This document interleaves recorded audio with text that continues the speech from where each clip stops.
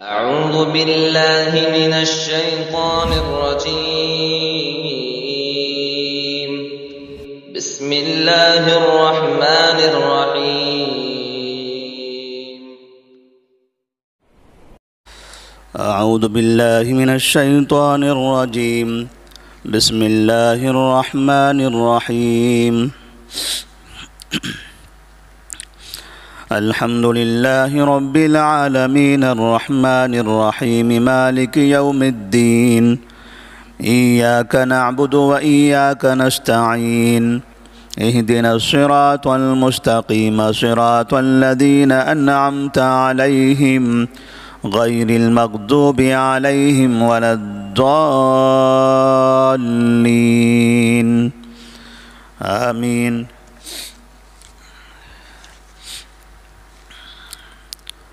قرآن مجید کی یہ سب سے پہلی سورہ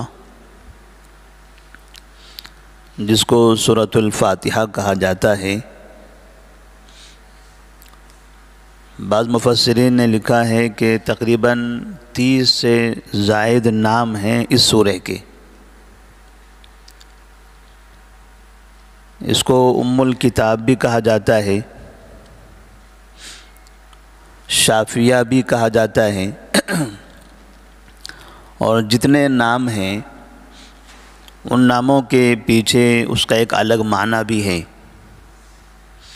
ایک ایسی سورہ ہے جو نماز کی تقریباً ہر رکعت میں پڑھی جاتی ہے،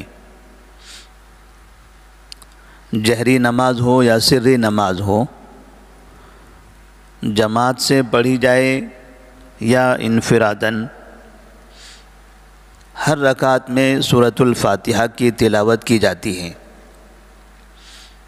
اللہ تبارک و تعالیٰ نے قرآن مجید کا ایسا معجزہ بنایا ہے کہ جتنی مرتبہ قرآن پڑھا جاتا ہے، سنا جاتا ہے، اتنی مرتبہ قرآن کے پڑھنے اور سننے میں اچھا لگتا ہے. 2 رکعتوں میں 2 مرتبہ ہم سورۃ الفاتحہ سنتے ہیں، لیکن جتنا سنتے ہیں اتنا ہی سننے میں مزہ آتا ہے. ایسا کبھی محسوس نہیں ہوتا کہ یہ سورہ بار بار پڑھی جا رہی ہے. پڑھنے کے انداز بدلتے رہتے ہیں، اور جتنی اچھی طرح سے قرآن پڑھا جائے،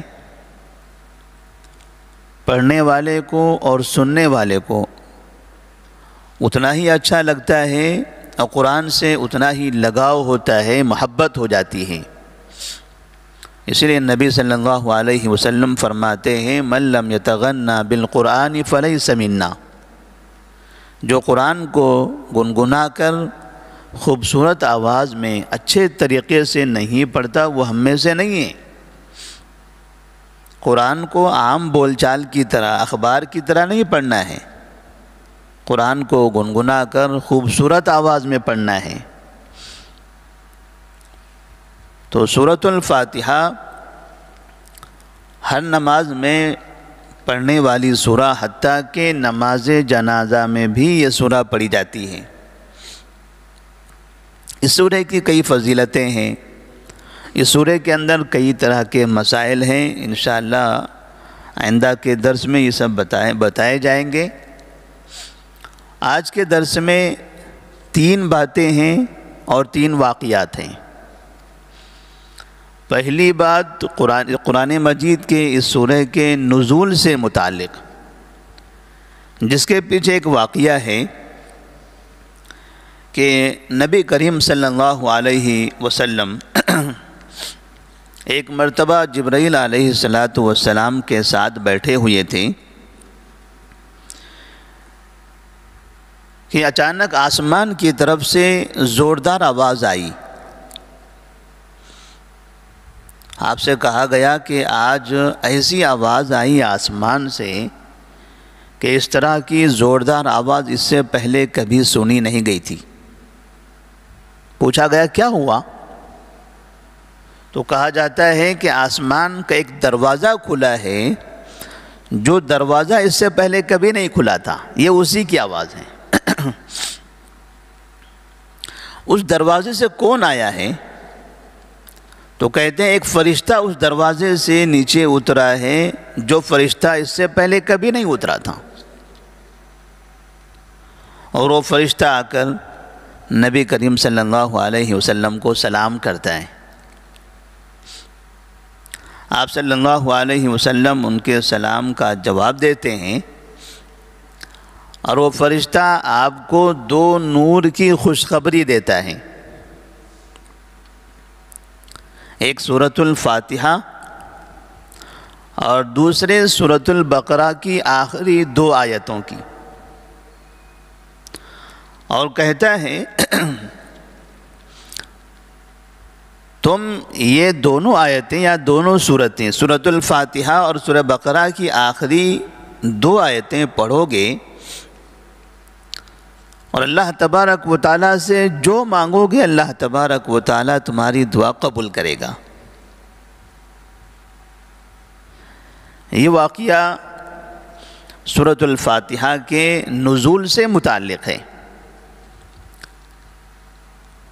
اس واقعے میں جہاں پر سورۃ الفاتحہ کے مقام و مرتبے کا پتہ چلتا ہے، وہیں پر اس بات کا بھی علم ہوتا ہے کہ سورۃ الفاتحہ ایک عظیم دعا ہے، ایک عظیم ایسی سورہ ہے، اس کو پڑھنے کے بعد بندہ اللہ تبارک و تعالیٰ سے مانگے تو اللہ تبارک و تعالیٰ اس کی دعا قبول کرے۔ عملی طور پر اس کا تجربہ ابو سعید خدری رضی اللہ تعالیٰ عنہ نے کیا تھا۔ ایک دوسرا واقعہ، دوسری بات کہ ایک مرتبہ ابو سعید خدری رضی اللہ تعالیٰ عنہ اور آپ کے ساتھ کئی صحابہ ایک سفر میں تھے۔ اس سفر میں کسی جگہ پر آپ کو قیام کرنے کی ضرورت پیش آئی۔ چھوٹا سا گاؤں تھا اور اس کا اپنا ایک سردار تھا۔ صحابہ رضی اللہ تعالیٰ عنہم نے کہا کہ ہماری ضیافت کیجیے، ہم لوگ مسافر ہیں۔ انہوں نے انکار کر دیا، تو آبادی سے دور انہوں نے قیام کیا۔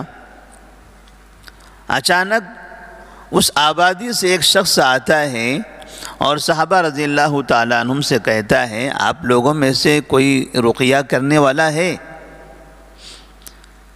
کوئی ایسا منتر یا ایسی بات جانتا ہے کہ اس کی وجہ سے بچھو کا ڈسا ہوا انسان اچھا ہو جائے؟ اس لیے کہ ہمارے سردار کو بچھو نے ڈنک مارا ہے۔ ابو سعید خدری رضی اللہ تعالیٰ عنہ کہتے ہیں، ہاں میں جانتا ہوں۔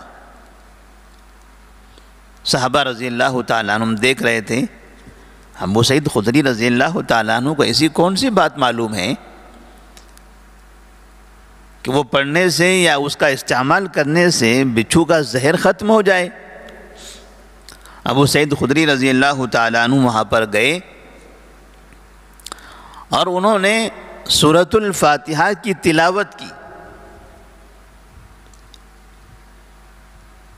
جامع ترمذی کی روایت میں ہے کہ 7 مرتبہ سورۃ الفاتحہ آپ نے پڑھا اور اس کے پیر پر دم کیا، جس کی وجہ سے بچھو کا اثر، اس کا زہر مکمل طور پر ختم ہو گیا۔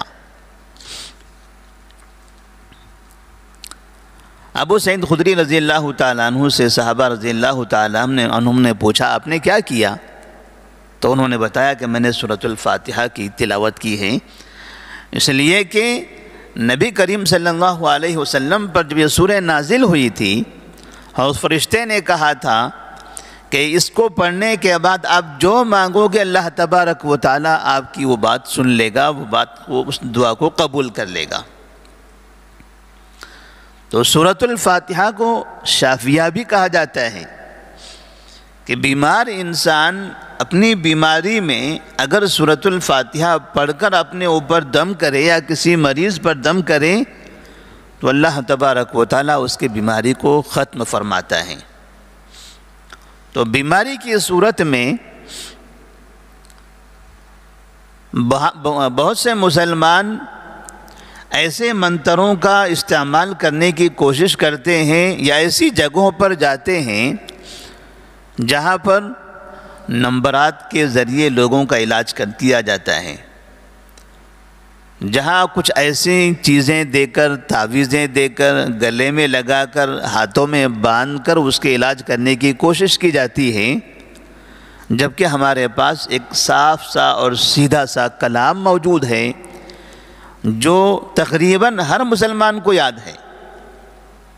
سورۃ الفاتحہ ہر وہ شخص جو نماز پڑھتا ہے اسے یاد ہے، لہٰذا ایک آسان سورہ ہے۔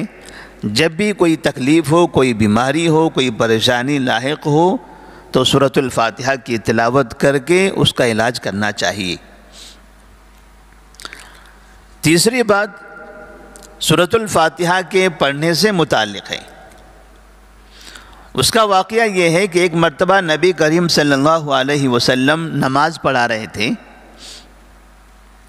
نماز ختم ہونے کے بعد آپ نے پیچھے مڑ کر صحابہ رضی اللہ تعالیٰ عنہم سے کہا، کیا بات ہے، تم لوگ میرے پیچھے کچھ پڑھ رہے تھے؟ کیونکہ آپ لوگوں کے گنگنانے کی وجہ سے مجھے نماز پڑھانے میں خلل واقع ہو رہا تھا۔ قرأت میں بھی کر رہا ہوں، میں نماز پڑھا رہا ہوں، میں سورے پڑھ رہا ہوں، میں قرأت کر رہا ہوں، اور پیچھے آپ لوگوں کی بھی آوازیں آ رہی ہیں، لہٰذا جب پڑھنے والے کو دوسروں کی آوازیں آئیں تو خلل واقع ہوتا ہے۔ کیا کر رہے تھے آپ لوگ؟ صحابہ نے کہا، یا رسول اللہ صلی اللہ علیہ وسلم، آپ کے ساتھ ساتھ ہم بھی تلاوت کر رہے تھے۔ تو آپ نے فرمایا، لا تفعلوا لا تفعلوا الا بأم القرآن، ایسا مت کرو، میرے ساتھ ساتھ آپ لوگ تلاوت مت کرو، الا بأم القرآن، سوائے سورہ فاتحہ کے، فإنه لم يقرأ بها فلا صلاة له، اس لیے کہ جو ام القرآن نہیں پڑھتا اس کی نماز نہیں ہوتی۔ نبی کریم صلی اللہ علیہ وسلم نے جو خود قرأت کر رہے تھے، مقتدی پیچھے گنگناتے ہوئے سورتیں پڑھ رہے تھے، آپ نے ان کو منع کر دیا، لیکن سورہ فاتحہ پڑھنے کا حکم دیا جماعت کے ساتھ۔ قرآن مجید کی ایک آیت ہے، فَإِذَا قُرِئَ الْقُرْآنُ فَاسْتَمِعُوا لَهُ وَأَنصِتُوا لَعَلَّكُمْ تُرْحَمُونَ، جب قرآن پڑھا جائے تو خاموش رہو، غور سے سنو۔ تو جب بھی قرآن پڑھا جاتا ہے، نماز میں ہو یا نماز کے علاوہ وقت میں ہو، عام وقت میں بھی جب بھی قرآن پڑھا جائے خاموش رہنا ہے۔ قرآن مجید کا ایک عام حکم ہے، لیکن اس عام حکم سے یہ حکم خاص ہے جس میں آپ صلی اللہ علیہ وسلم نے سورہ فاتحہ پڑھنے کا حکم دیا۔ اس کے علاوہ کوئی سورہ، کوئی آیت پڑھتے ہوئے سننے والے کو دہرانا نہیں چاہیے، غور سے سننا چاہیے۔ ایک مرتبہ ابو ہریرہ رضی اللہ تعالیٰ عنہ سے پوچھا جاتا ہے کہ انا نکون وراء الامام، ابو ہریرہ رضی اللہ تعالیٰ عنہ لوگوں سے کہتے ہیں کہ من صلی صلاۃ لم یقرأ فیہا بأم القرآن فہی خداج فہی خداج فہی خداج، جو شخص نماز پڑھتا ہے اور نماز میں سورۃ الفاتحہ نہیں پڑھتا تو اس کی نماز ناقص ہے، اس کی نماز ناقص ہے، اس کی نماز ناقص ہے۔ ابو ہریرہ رضی اللہ تعالی عنہ سے پوچھا گیا کہ نبی کریم صلی اللہ علیہ وسلم نے تو یہ کہا ہے کہ نماز ناقص ہے، لیکن ہمیں بتائیے، انا نکون وراء الامام، جب ہم امام کے پیچھے ہوتے ہیں تب کیا کریں؟ اکیلے ہوں تو ہم سورہ فاتحہ پڑھتے ہی ہیں، لیکن جب امام کے پیچھے ہوتے ہیں تو امام تو سورہ فاتحہ پڑھ رہا ہے، تو ایسی صورت میں ہمیں کیا کرنا چاہیے کہ ہم کو بھی پڑھنا ہے، یا ان کا پڑھنا ہمارے لیے کافی ہے؟ انا نکون وراء الامام۔